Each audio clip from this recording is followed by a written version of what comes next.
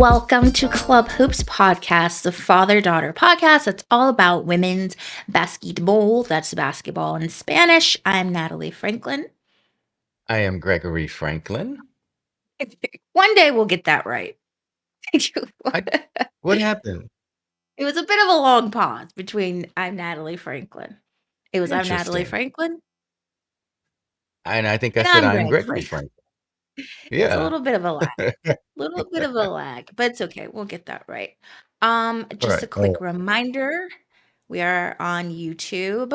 If you're watching this on YouTube, hello. But if you are listening, if you're an audio loyalist, like I am, but you can also head to YouTube, Club Hoops Podcast, and watch us over there.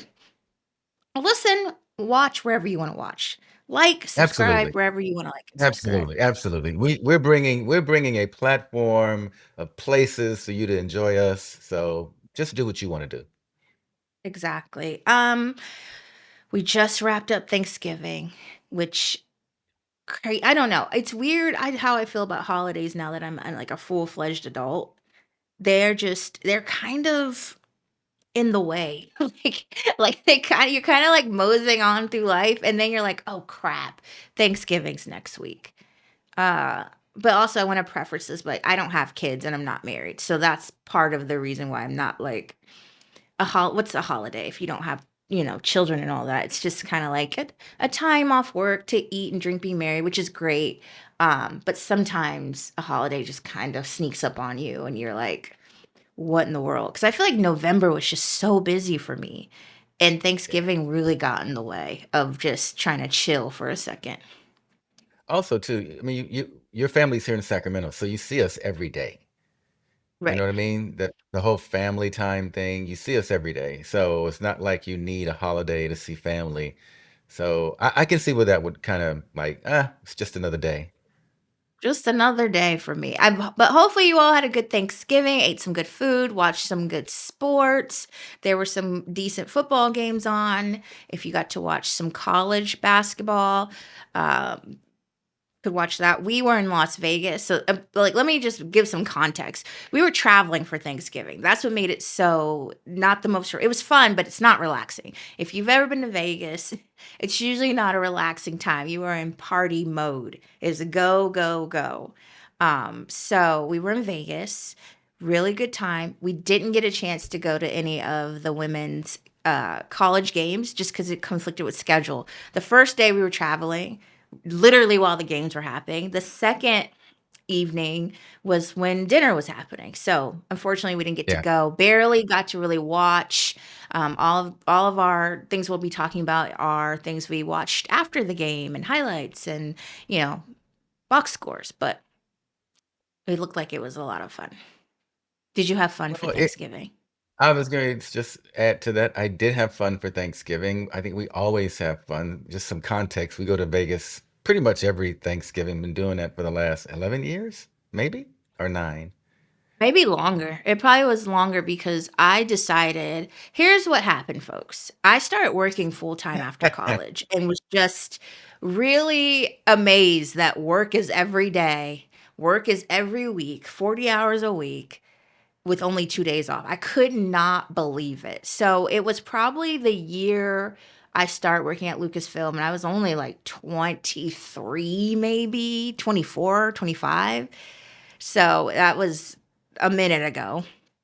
And we had Thanksgiving at my grandparents' house that we've always had since I was born. And I was just bored. I was tired of it. And now that my life was taken from me by a full time job, I was like, I only get so much time off. I cannot spend it like this. And so I like declared, I was like, I'm not doing this every year. And I was like, I love y'all down, but I won't be here next year for Thanksgiving. I cannot just sit in a home, watch people eat, sleep, and put the football game on. Because when you guys eat, you'll because of the turkey, take a nap. Tryptophan. That Because of the tryptophan. you take a nap. And that was the Thanksgiving. Meanwhile, when I worked at Lucasfilm before Disney bought it, before Disney got involved, we used to have a week off for Thanksgiving. Or we had like a lot of time off for Thanksgiving and Christmas. So I was like, okay, I have all this time off and I'm just not doing anything. That seems crazy. So, yes, that's how that got started. And that's why we go to Vegas every year is because I advocate it for myself. I am a civil rights leader in that Wait, respect. wait. Thanksgiving, Thanksgiving has I'm the nothing to do Malcolm with civil X rights. of First of Thanksgiving. all, what the Malcolm X of I'm Turkey the Day? Rosa No. Parks of Thanksgiving. I Oh my refuse God. Oh my to sit at God. that table. I have heard it all. Sorry. Mm, Sorry for the real, but I yeah, had to advocate for my rights as it pertained to Thanksgiving. I said, "No, ma'am. I'm not doing this anymore." So I I've literally heard said, it "You all. you can come with me, but I will not be here." And as you see, folks, they came with me. I'm the Moses of Thanksgiving. I led us to the promised land that is Vegas. You are the only child of the Franklin family, and that was your open door to getting us to get to Vegas for Thanksgiving. So Yep. don't make this like there was this a march, a million woman march in Sacramento or something. Stood for my right. I know my rights. So I am the Rosa Parks. I am the Malcolm X of Thanksgiving. And I would like to encourage all only children to advocate for Oh, themselves this holiday here we season. go. Here we go. You Here don't we have to put go. up with a boring holiday. Because I think Oh, let's talk about only children during holidays. It is hard on a if you're an only child and you're not married, you don't have kids. It is very hard during the holidays because there's no and you don't have. I want to also make it clear I don't really have first cousins on my mom's side, and all my first cousins on my dad's side do not live in Sac. So I'm literally the only one my age at every holiday. Like that's true. and That's people true. yeah, and I don't think people think about that with only children. You're constantly the only one your age. So if you talk to an only child and you think they're really mature for their age, no, it's just because they don't have kids around. All they have to talk to are adults. It gets a little old. So, yes, I did do the Million Man March to Vegas for Thanksgiving. I had no idea so much went into this, decision, movement, feeling about Thanksgiving. All I heard was, "I'm not doing this anymore. We have to do something different." I didn't know all this was behind it. Had no idea. Literally, I was like, I now am being forced to work 40 hours a week, and this is how you want me to spend my Thanksgiving? No, me and Rosa Parks say no. Okay. So I followed that drinking gourd to Las Vegas. Oh my God. Well, You understand look, that reference, right? I Deep if cut. yeah, I do. If you're happy, we're happy. I'll just leave it at that. Oh, you're happy. Listen, please don't let this man make it seem like I'm dragging them to Vegas against their will. Like they're running to Vegas. We have a whole routine where we stay, we pack food, liquor, we go to very nice restaurants, we get dressed up, we gamble. We have a time. And You that's have why a I'm time. encouraging A great time. everybody. Go away for your holiday. It doesn't even have to be Vegas. Just get out of town. Enjoy yourself. Take the stress of the holiday away. You don't need to cook. Let someone else do that. This this attack on Thanksgiving is totally unexpected and to a certain extent unwarranted. People enjoy that holiday. Granted that hey, they have to go to work on Monday or something like that, and but that's let them enjoy their turkey day at home with the folks and do all that thing. You had a particular you left out some pieces and rightfully so in the story, the background. But you had a particular reason for making that declaration, right? But I'm just saying overall, the reason that yes, there's bits and pieces, but overall, the message is still the same. Like if you're an only child, advocate for yourself during the holidays. You Oh don't have my to god. be bored out of your mind somewhere. You can do what I did, pitch a new holiday. Hey guys, this is great. But you know what would be even better? Las Vegas. We're still And you're together. We're just in a different yeah, city. or like you said, wherever, Palm Springs, blah, blah, blah, blah, all that Wherever. good I'm stuff. just advocating to I think what my thing was I wanted to shake it up because doing the same thing every year for someone like me who gets bored very easily is just was breaking my brain. Because again, I'm telling you, I'm coming off of realizing people have to go to work every day and do the same thing every day, Monday through Friday, 4 hours a week. Now I've just realized, oh my God, this holiday is the same every year.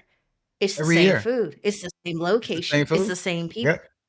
So Yep. I'm trying to break this pattern in my life, which I mean, not to get all deep in like into self-help, but if you read the book, The Atomic Habit, I believe it is, and any book that talks about changing your life, you have to break your habits.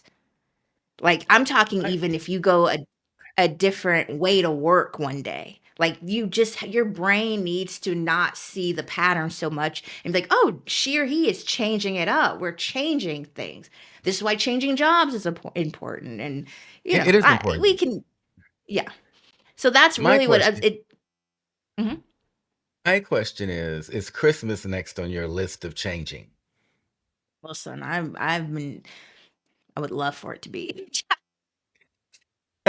I'm running into the same problem. So Yeah, yes. because it's the same thing. It's the same thing. It's the same issue. So I would I mean, can you imagine Christmas in Hawaii?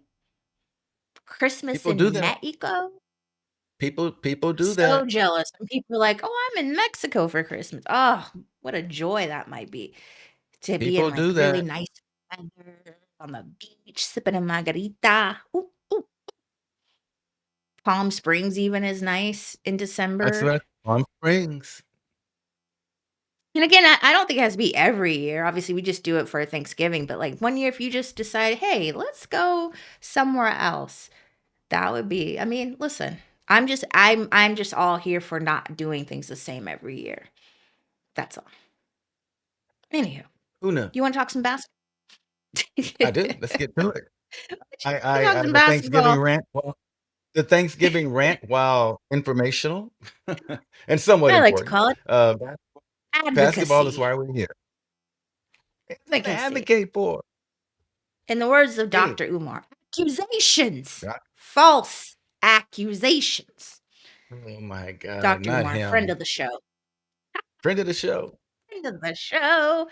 WNBA CBA negotiations update. The WNBA and the the WNBA and the WNBA Players Association have agreed to an extension on the current CBA through January 9th as they look to continue negotiations toward a new deal, the league announced Sunday night. The agreement includes the option for either party to terminate the extension with 48 hours notice. We expect substantive movement from the league within this window, the union said in a statement. So, the only thing this really means is there's a lot of delay in the off-season activities. So that means free agency, because I believe that probably would have started in January. And if you remember, we have not one, but two expansion teams that need to do their draft. So it's a kind of a big deal that this is getting pushed to January 9th. I will say this was obviously coming based on what we've heard about how, the WNBA Players Association wasn't happy about the things the WNBA was pitching in regards to revenue share, but also, like I said about November being busy, it's the holiday. Nothing was Yeah. getting done Yeah. this month. Yeah. Yeah. Well, also too, I mean, it's the extension itself to January. I don't without talking about what's really what are we stuck on. They've given us very little information, because where they are in their progress, all they're saying is we expect substantial movement, from the league within this window.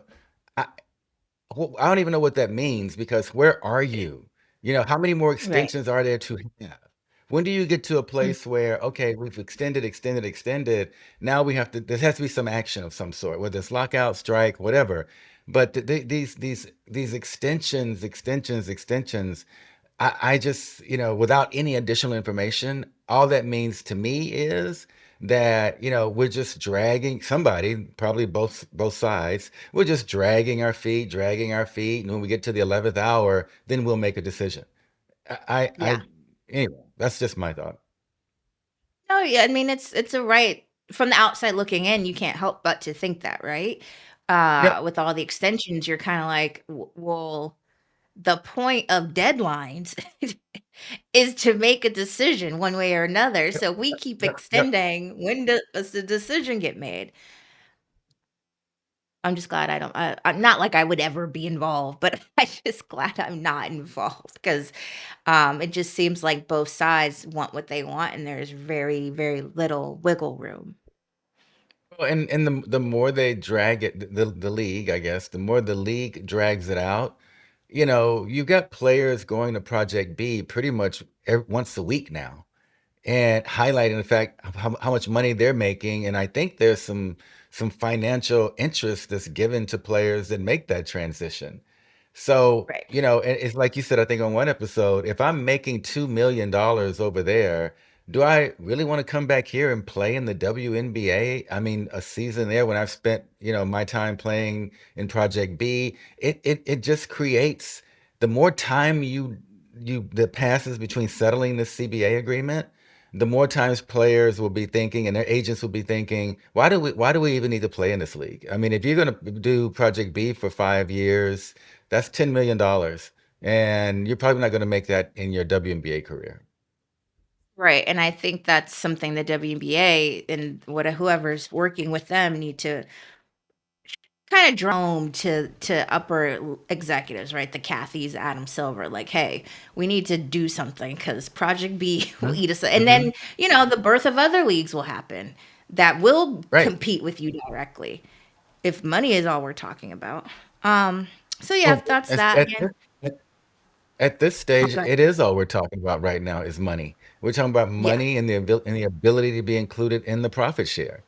We're not right. talking about fewer games in the WNBA. We're not talking about a longer off season. We're not talking about doing the All-Star game differently. We're talking about money. So there's somebody on the scene that's talking about more money than what they've put up so far, and it sounds like more money than what they're willing to put up so far. Right.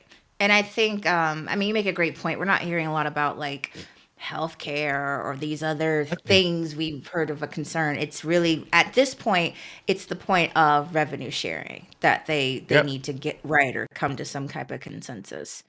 absolutely. But not our problem. In the meantime, we're watching college hoops. Which, by the way, these games that we're going to talk about were played in Vegas in a tournament. Doesn't matter. Nobody really cares about the tournament unless you were in it because you got money. But it was a tournament in Mandalay Bay. First up, I want to talk about is Duke. Duke is still struggling. They lost to South Carolina and UCLA. They're currently on a 3-game losing streak. Poor Duke. That's all I could really say. Like I said, at the beginning of the season, gave him the benefit of the doubt. Like, okay, it's beginning of season, you're still trying to gel, but at this point, I don't know where they go from here. I would like to. You know, I will say they played better against South Carolina than we've seen before. mhm. Not like it did them any favors or they were close, but they showed a little more fight, but they still couldn't really make an impact on the court. I watched that game, and it seemed like they have talent on that team. Let's not be mistaken about that. They have talent. Obviously, they have a good coach. It just seems like they get to a certain point in the game, and they start fighting. They become their own worst enemy. It seems like they get away from whatever game plan they start out with, because they started out really, really well, that in the South Carolina game, but then they got away from that game plan, and I don't know if that's just a lack of focus and concentration by the bench, and I'm going to say the bench being the coaching staff, and players are drifting. But it seems like they get away from the first half game plan, and then everything just goes kind of crazy. I think you're muted, ma'am.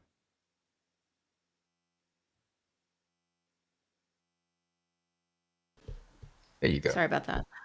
I think part of me wonders if they get gassed because they're exerting so much energy, like in the first quarter, or maybe the first half, to execute a game plan. By the time the second half rolls around, they're just exhausted, making mistakes. I don't listen. You can watch the game, and they just kind of fold. You're right. They have some talent. You know, they got Toby over there who probably needs to get in the weight room a little bit. But I just don't think them as a team can compete with, you know, Texas, South Carolina, UCLA, UConn. Like they just cannot compete this year. I'm not sure if they are going to improve much from what we're seeing, unfortunately. But this is the problem, with the preseason media projections on Hmm. how well XYZ team is going to do. You create expectations. We're all looking at Duke and Kara Lawson and thinking, wow, she's going to have a great season, this. And then they end up playing and doing what they're doing now, and no one can believe it. We want to say that Duke is not looking good, but that may be just who that team is. I don't know. But I Yeah. do know they start games off playing very well. They start off playing Decent. very well, and Yeah. yeah, well, to compete, they compete. But then when they get into the Exactly. Yeah. second half, something happens. I don't know what's going on. Yeah. So next up, they have LSU. I'm afraid for them because LSU, first of all, here's part of Duke's problem. I forgot to highlight. Duke is only averaging about 67 points per game. That's very low when you compare it to even LSU, right? Obviously, they're not playing anybody, but they're averaging 100 points a game, right? Their intentions are to score. They're a scoring team. And now they have to go play LSU, who has not played a ranked team. I mean, not saying Duke, because they once were. They're not ranked, but they haven't really faced any real competition. I'm under the impression, based on how we've seen Duke play, that they're still not going to face a lot of competition. I think Duke is going to have a really, really, really hard time with LSU. LSU has some major confidence going into this game against Duke, as any team that's ranked should. If you've been watching Duke, you feel pretty good about your chances when you play them. I just feel like it might get worse before it gets better. Because I'm not seeing I, a lot of promising things. Because they're losing by pretty big margins. These aren't like we just can't close the game. They're pretty much losing by some intense margins. So when they face LSU, I'm not confident they'll be able to keep up with those girls. I think if you understand what Kim Mulkey is doing, and I know you've been teasing, her about, playing lesser teams. It's almost like she's running kind of like a G League organization. She's playing a lot of players in these games. They're scoring a lot of points. She's building their confidence. Mhm. Players are getting playing time. I think she's playing the end game. If someone goes down, I want to make sure my folks from the first person on the team to the 15th person on the team has enough experience to go out there and fill holes. So with that, when you see them take the court, yeah, they're going to have a lot of confidence because they're used to winning, and that Mhm. builds a lot of confidence. Where Duke is going to have to try, if they can, to shake them from that confidence. They're going to have to come out early, punch them in the nose, and then hope they can punch them again in the second half. Right. It's a lot of hope. It's going to I, take a lot of hope, a lot of prayer. It'll be interesting to see how that game pans out. Maybe they'll surprise us. Maybe Duke will surprise us and really prepare themselves for LSU and put up a good fight and maybe pull out the win. I don't think it's going to happen, but crazier things have happened.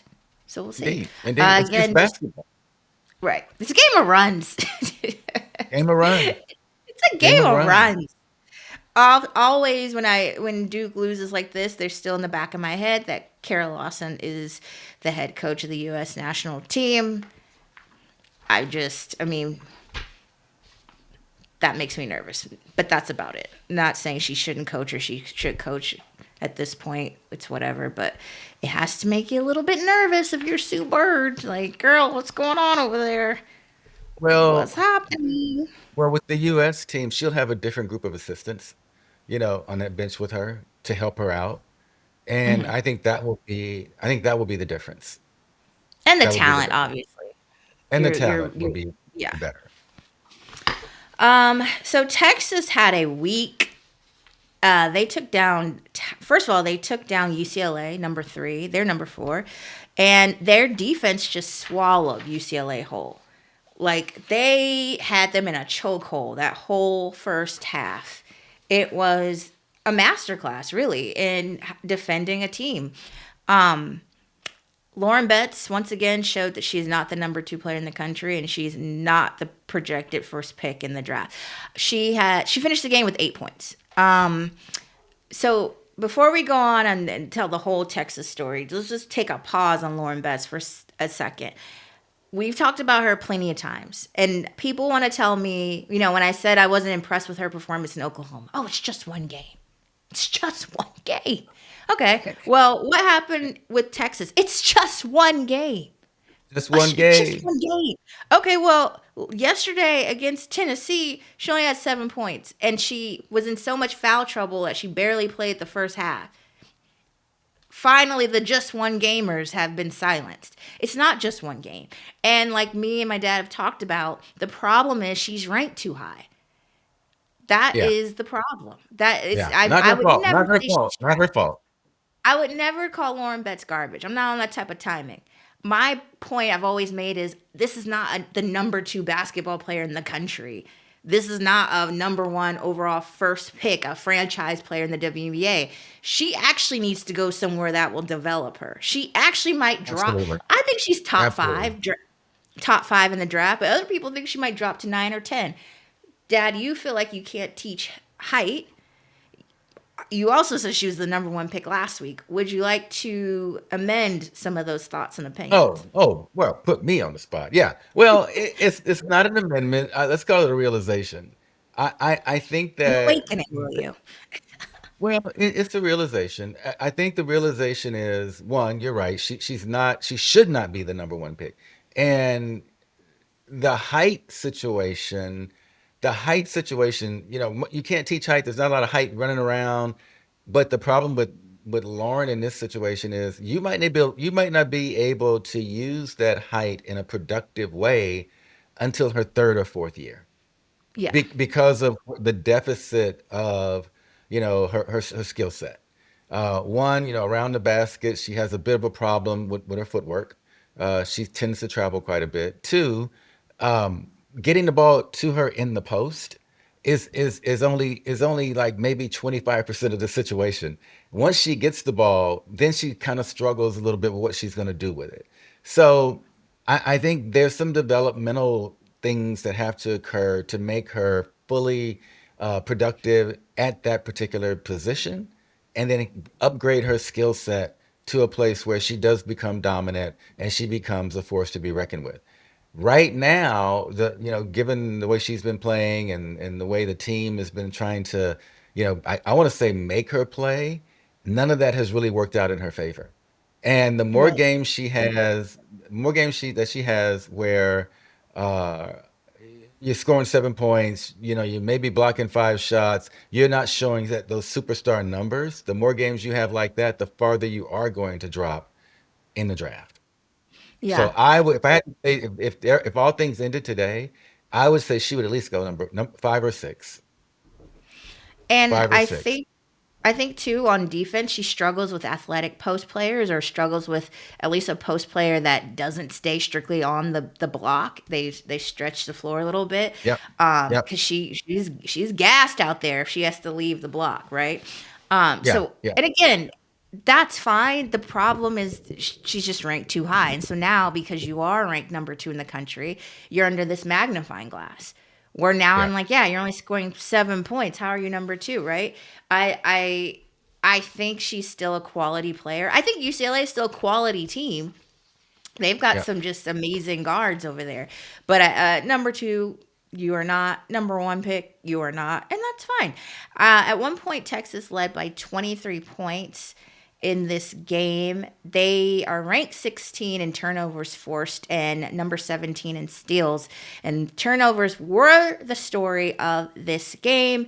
It was 20-10 with obviously UCLA having 20. And I just think they fought back and they got it closer, but I think when you're getting beat like that the whole first half, it is extremely hard to come back from that. Yeah. Yeah. Yeah. You have to use too much energy to come back, first of all. Yeah. But also let's not shortchange Texas either. Texas put it on them, both from a Yeah, physicality standpoint, a speed standpoint. Texas really said, "Okay, you're all this, you're all that. You're the number 2 draft pick." They've been talking about how great UCLA is. Texas said, "Well, let's show you how great we are." yeah, So, yeah, it was a game from yeah. the Texas standpoint. Like defense, Gabriela Jaquez only attempted one 3-pointer and didn't make any. She only had 4 points. I mean, they were just putting the clamps on them. That's just they relied heavily on their defense, and it worked out for them. And so I was very happy for them. Um, Congratulations to them. But then, in a stunner, they go on to beat South Carolina, which is number 2 in the country. And this game was interesting because, unlike the game with UCLA, this game was neck and neck the whole game. These teams, if you looked at the box score, if you did not watch the game, just looked at the box score, they are relatively close with a few key differences. They got out rebounded. South Carolina got out rebounded 39-32. And I believe South Carolina missed some free throws when it really mattered. But however, if you looked at the box score, they made the same amount of free throws. Yes, the timing of the free throws might have seemed like, oh, that was important. But overall, you didn't lose this game because you can't make free throws. I happen to believe, first of all, both teams don't shoot 3-pointers. Now, I don't know if they don't shoot it. I don't know what's happening because they don't attempt. Let me say it that way. They don't attempt a lot of Yeah. 3 points.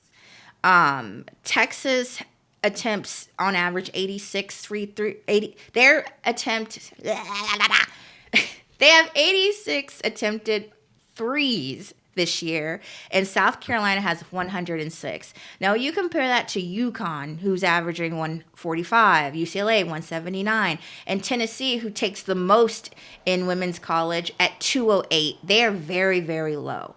So in a game like this, where it was neck and neck, what would have gave either team a little more edge is if they made 3-pointers, attempted and made 3-pointers. We've heard Dawn Staley say before with Tessa Johnson in particular, she wants her to start attempting more 3-pointers. I feel like I keep saying free throws. I'm sorry if I am, but I mean 3-pointers. Tessa Johnson is probably the South Carolina's best 3-point shooter, and she only takes about 3 a game, maybe 4 on a good night. Mhm. And, love Joyce Edwards down. I think what she does is great, but she might have to start putting a 3-point shot in her bag because she doesn't take any 3-pointers. When you look at a player like Sarah Strong, why she's number 1 in the country, Sarah Strong can make threes. Yeah. Yeah. Yeah. So somebody on Texas or South Carolina, y'all need to start shooting threes. It's really So crazy that they don't do that. So I'm in different in some games where the focus is on threes. And let's just take South Carolina, for example. South Carolina, and I would be interested, we should look this up as well, pace of play. South Carolina runs the entire game. So if Mhm. your pace of play dictates that I'm gonna outrun you, I'm gonna outscore you. My 2 pointers plays around the basket will equalize, should, or neutralize some of your 3-point activities, depending on the Mhm. team they play. I'm not saying this works with every team, but where we are in this season, we really haven't seen it play out where I'll use South Carolina again, where I need to be putting up a significant number of threes. So, in one sense, I'm just indifferent with the today's game where the whole thing is we just got to get threes up. We got to shoot threes. We got to, the more you take, the more you make.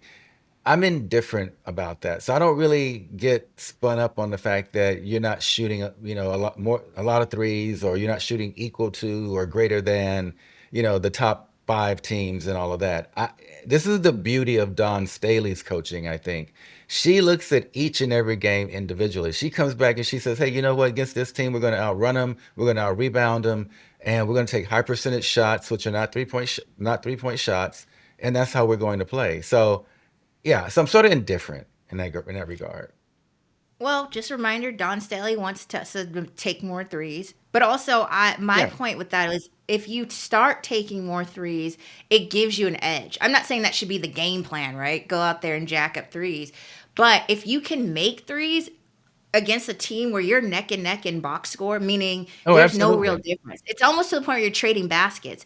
If they could have made three-pointer, even two, if you would have made Yeah, two more yeah, three-pointers, you probably would have had the game won because yeah, yeah. the No, for last real. shot came Yeah. down to a two-pointer. So yeah, I'm just saying shooting more threes will give you an edge. Not to rely on it as a It does. game It plan, does. but somebody needs to be shooting threes because you're just trading twos and ones all night.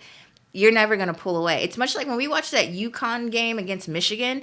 Michigan was in it Yeah, because they could hit threes. Like the defense yeah, obviously kept them in it. But when you yeah, hit some yeah. three pointers as well, you can kind of stay in it. So they just need to figure out how to incorporate more three pointers to give them an No, edge. That's all I'm I saying. agree. Um, Yep. Okay. but you just reminded me that this game did come down to a last shot. Rory Harmon hit the game winner for Texas. Now they won this game much like um, Notre Dame won against USC.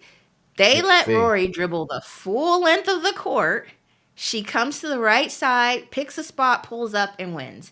I Yeah. just don't understand that. It's just for the game. Why isn't there Yep. some at least some full court pressure? Obviously, whenever you press, you're not always trying to steal the ball. Sometimes you want to slow down the player, eat some clock up, be a little disruptive. Fine, you don't want to play trap or do a full court press.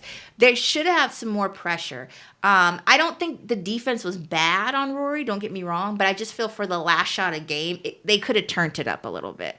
Now Yeah. that Yeah. being said, I understand South Carolina has been playing a lot of basketball lately, and there could have been some fatigue that sat in. So that could have been what's going on. But I'm going to echo Don Staley that this game's nothing to be upset about. Nobody played a bad game. This is just one of those games where, it's basketball. You're going to lose a basketball game. Don Staley said, and I quote, "I'm not upset at all at this game. This is going to help us. Players needed experience in big games, and I think we found someone we're comfortable putting in the game." And we've said it before. These games right now are just really great games to see where the team is at. They're just really great games to, hey, what can we work on? Which players can we rely on? What should we do going forward? Because they're definitely going to see Texas again. And like I said, Yeah. I mean, Dawn Play doesn't want to give the whole playbook because she kind of said this. She knew this game would come down to rebounds, but I mean, just like I said, and if she looked at this box score like I did, she probably said, "Oh, we need to shoot a little bit more threes," because that's how we kind Yeah. of could have. Yeah. That's probably how we could have pulled away with this one if somebody can make a 3-pointer. Because Yeah. I again, mean, and Texas wasn't making threes either, nor were they shooting it. So they no, got they the weren't. same thing going on. And again, just like we saw with the UCLA Notre Dame game, you want to get the ball. You can't let someone dribble the length of the court. You have to have a Yeah, couple of passes in there. You have to get the ball out of the hands of the person that other team feels is going to win the game for them, or at least send them into overtime. And right. Don, maybe Don thought that Rory wasn't that person. We'll just let her dribble, and when she pulls up and misses, we win. And like she said, it's nothing to pull your hair out about. We won't worry about this. It's a tournament. We'll come back. We'll in regular season we may meet them in the championship or whatever, and then we will play. So, but yeah, this notion of letting someone dribble the length of the court and pull up, that's never a winning formula. Right, right. It's just very odd. And I mean, dribble length of the court, went right to the spot, pulled out, won the game. But good for Texas. Like I said, they had a great tournament, a perfect tournament. They just played beautiful basketball, played beautiful defense, and played their game and came out victorious. Happy for them. Um, Now people are wondering, can Texas beat UConn and be the number one in the. Mm. First of all, the fact that let me just say this: the fact that some of y'all wanted them to be the number one after beating South Carolina and UCLA is crazy. To be number one, you have to beat number one. Let's be clear. Yeah. But can Texas beat UConn? I'll let you answer and then I'll answer. Well, I'm going to say they can beat UConn. Okay. And I say that because their level of intensity and focus their top level has yet to be realized. They ran through UCLA, which really didn't seem to give them a whole lot of trouble. They elevated their game to beat South Carolina, which South Carolina gave them a whole lot of trouble. And if they elevate their game to that next level, which is the UConn level, they can win. And it looks like they have that. They looks like they have that capability. Yeah. So yeah, And they can beat UConn. I'll take the opposite position. I'm going to say no. I just feel like UConn is head and shoulders above the rest. They're on a different planet playing basketball, and they have so many weapons. Like no shade to no shade to Lauren Betts, but Sarah Strong is not Lauren Betts. That's a whole nother ball game you got to prepare for over there. The AZ Fudd with the shooting the threes, and everyone else that I didn't mention. The whole freaking team is awesome. So I'm gonna be the opposite of you and just say no, not so much for what they can't do, what Texas can't do. It's just more about what UConn can do. When you No, think you can, UConn. I Sorry. get it. I get Um, it.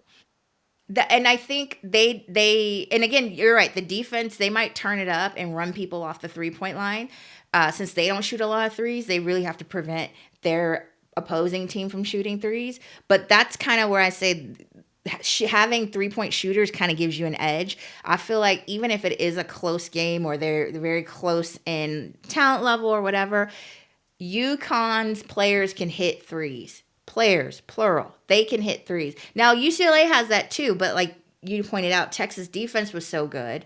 They couldn't really get, any good looks. So that might be their secret weapon if they have to play, if and when they play UConn. I just think Yeah. UConn, though, is just firing on all cylinders, and they just, they don't look beatable today. This might change, right? As we move along. But as it stands today, they just don't look beatable.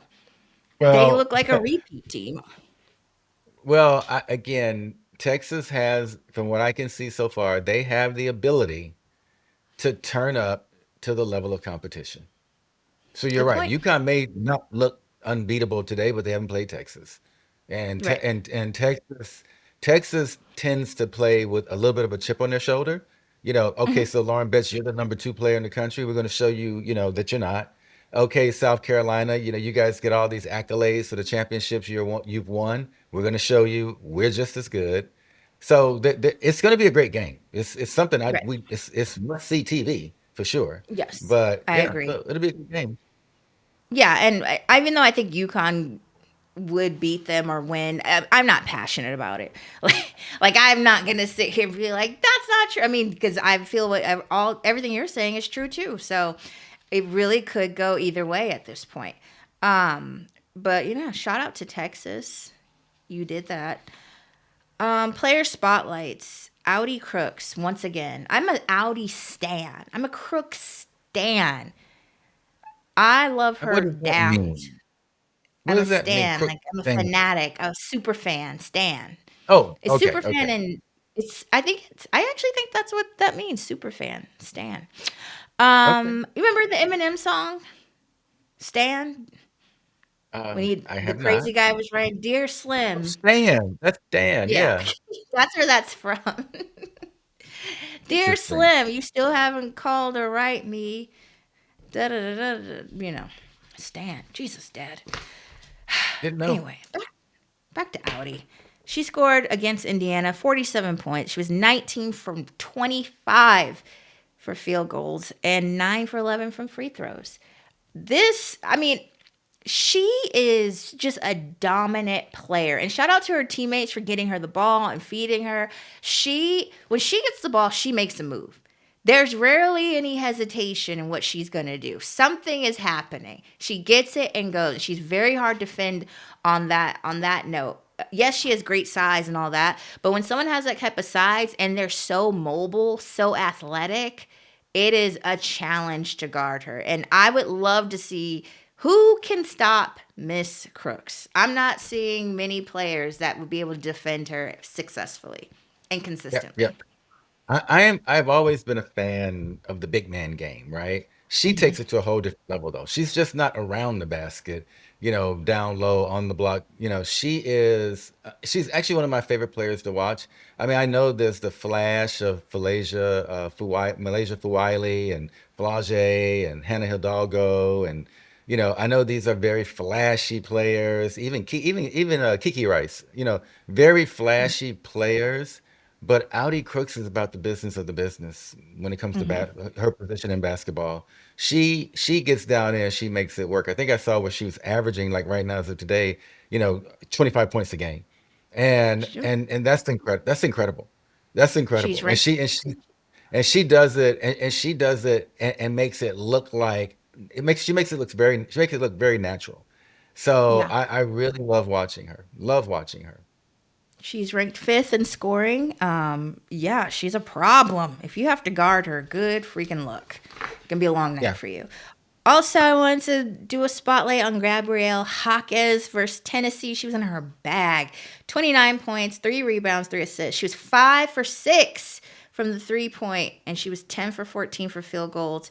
She led UCLA to a 106-95 win over Tennessee. Elite efficiency, elite confidence. I mean, this is what I'm saying, the 3 point can give you an edge. Tennessee is a really good defensive team. Like that's kind of like their brand. But when you're hitting threes like Gabriela was, there's not much you can do about it. And I think what happened in that game was Lauren Betts kind of served as a decoy in that game because Yeah. Tennessee Yeah. came out and Yeah. thought they needed to double team her. I'm not trying Yep. to be Yep. rude, but you don't really need to double team Lauren Betts like in the way where you're just leaving, the guards open to shoot threes. I think they made the wrong decision doing that. I think after Gabriella hit her, I don't know, third three, maybe even second, they should have maybe said, okay, we cannot come off her to double Lauren Betts because again, Lauren Betts was in foul trouble. She really wasn't a factor in this game. You didn't have to concentrate too much on her. Like I said, she almost served as a decoy. But also, Kiki in this game, Kiki Rice had 20 points. So shout out to her too. But Gabriela Jaquez just really put on a show. And when she's in the draft, that is going to be a real steal for somebody. Yeah. The thing about and this is it brings up another point about UCLA. You do have a great perimeter game. And as the defense comes out, as you pointed out, they're doubling, Lauren Betts. As the defense is pulled out, to cover the perimeter, UCLA should be able to dump the ball down low to Lauren for a guaranteed two-pointer. And they Mhm. have the weapons to do that. I mean, Gabrielle Jaquez, this is how she finished the tournament last season. She actually had a good tournament as well. So Yes. and she's gotten a lot better. She was good then, and she's gotten a lot better from the perimeter. So I'm not surprised she's dropping double digit points, probably rebounding, assisting, and all that from her position. Not surprised about any of that. So you're right. Shout out to her. She worked on her game, this off season, the last off season. Yeah.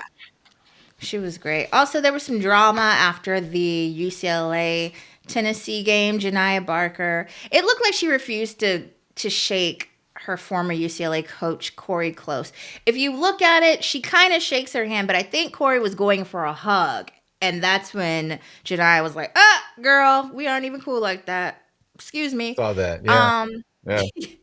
Now, after the game, Corey Close did say that she wrote a card to Janiah and that the program gave Barker her Final Four ring. She said, I just said one of the things I'm always going to appreciate about you is how hard you always worked on your game. She's a great player. She's explosive. And then later, Janiah tweeted, respect. We shook hands. I wish nothing but the best for Coach Corey and my UCLA fam. Spelled Corey wrong. I'm sure that's not shade. That was just a mistake. Um, I'm sure that's just a mistake. I think the thing people Maybe. have to understand Maybe. is, yeah, I think what people need to understand though, at the end of the day, these are young women. Like she's only 22. We can't expect a 22-year-old to kind of be the bigger person or show quote unquote professionalism. Like these things happen and they're great learning experiences. I'm sure the Tennessee coach had a talk with her, and thus that tweet. And I'm not even saying you gotta like your former coach or anything like that, but you kind of want to leave the theatrics at home or at least in the locker room, so you don't start a media frenzy like this one little gesture did. Well, and like good point on your part. She is 22, and we don't know if there were departing conversations or no departing conversations that left her feeling some kind of way. All in all, it's no big deal. You know what I Yeah, mean? It's no big. I'm not hugging you. I'm kind of spoofing you on the handshake a little bit. It's no big deal. But there are right, cameras everywhere these days, and they're rolling. And the vision from the camera showed it looking like, oh, she doesn't like her. She's not gonna shake her hand. And then, of course, the media played it up as this is a problem. Probably not a whole lot there. right. And just a reminder, Tennessee is Janiah's third school. So, Yeah. this she might not get along in many places. Who knows? I just thought about it in terms of like if I saw some of my ex bosses out, I totally understand because I literally hate all my ex bosses except for one. Shout out to Hope. The rest of them, trash, terrible people, absolutely horrible, terrible people, and I'm not exaggerating. But you Never wouldn't seeing speak. heaven. You wouldn't even wave, right? See, and that's my point. No, I'd play them so much dust. However, I'm thinking if I had to be in a professional setting when they're around, I'm gonna have to keep it cute, right? But I too, girl, we are not hugging. Back up. What are you doing? So, Janiah, I get it, but unfortunately, you're in a different position than I. There won't be cameras if I was ever in a professional setting with another boss of mine, nor would another boss of mine be in a setting with me because they're all losers, except for you, Hope. I love you. Um, so and I'm way older than Janiah, so I get it. If I was 22, I'd really let the chopper sing. So I get it, Janiah, but it's just a good learning experience. Like you just let bygones be bygones, and like you said, Dad, there's cameras everywhere, social media, Cameras just everywhere. Yeah, biting at the chomps too. yeah, Is that even the yeah. saying? Biting at the chomps, bits, biting at the bits, biting I, at the I'm used to chomps. nipping at I'm used to nipping at heels, but biting at chops. Never heard I'll that just, one. I'm gonna change. Chomping They're at the just bit. desperate. Maybe chomping at the bit. Chomping at the bits. It's Oh, a I'm just gonna change it. yeah. It's a People, reference to horses. I'm just It's gonna a change reference it. to horses. People, I'm going to change it. People are just desperate for drama, is what I'm trying to say. So you give them that little bit of a crumb, and they're gonna take it and run with it. And like you said, Dad, it's a much ado about nothing. Yeah, really, it is. It's all good, Janiah. You'll be fine. Cori didn't even care. Child, the shrug she gave was like, "Girl, please." Um, Once again, thank you for listening. We are on YouTube. Just another reminder if you're here on YouTube watching, thank you. Like, subscribe, comment, fight with us, argue with us. I love an opposing opinion. I love it. Again, like I said, on Good Day, I'm a Sacramento Kings fan. You will not hurt my feelings because I'm dead inside. I have No. no feelings. Oh Ha! Lord. I Oh have no Lord. feelings. I have to root for the Sacramento Kings. You think I have feelings? Ta! Ah. Try me. Ta! Try me. Oh, Try Natalie, Natalie, me. Natalie, Natalie, Natalie. First My team, Thanksgiving, now the first Thanksgiving, my now the king. my team traded Tyrese Halliburton. You think I have feelings? That was my last straw. I completely died inside after that. So give me your best shot. As always, Dad, do you have something to promote? It's recipegenie.com as always. You have to promote that. Please go to that site, check it out, see if you like it. If not, that's fine, but just check it out. I think it's a recipe development platform, but I think it's pretty good. I feel like it is at least. And in my true marketing PR spirit, I'm going to tell you it's a great website to use to plan your holiday meals, your holiday parties, appetizers, if you need ideas for sides or you're trying to switch it up with your mains. It's a great, great recipe. Go there, save it to your Pinterest. Very easy to use. Print out some recipes. Let's kick it old school. Get that paper. That's what it should be used for at this time of year. It's a And really good. you can build you can build a cookbook there once you start establishing recipes. So just go through it, check it out. And you know what? Cookbooks make great gifts for Christmas, for Hanukkah, for Kwanzaa. for your white elephant, all the gifts, all the things. Make a cookbook. I think that's a great idea. Do I have anything to promote? No, I do not. Yeah. Oh. For once. I didn't record any shows. I think match game's off the air. I don't know if Flipside. I think Flipside might still be going. Don't know, but I do not. The only thing I want to promote is you guys doing what you want to do for the holidays. Well, and All I we're think I want getting to promote is my advocacy. we're getting close to the end of the year, finishing up the fourth quarter, so things, kind of slow down anyway. So, not surprised that you don't have anything to promote right now. Yeah, we this is true. And entertainment and all that, this is like the slow month. So, now I get to just kind of sail into the new year, which we're excited about. And excited about watching a lot more basketball that we have this A week. lot And then we more. can All talk these about next week. holiday classics will be going on, so it'll be great. Great basketball coming up. Exactly. So thank you for listening. Thank you for watching. Hope you have a great day, week, whatever you're having, and we'll talk to you soon. Bye. Hi, folks.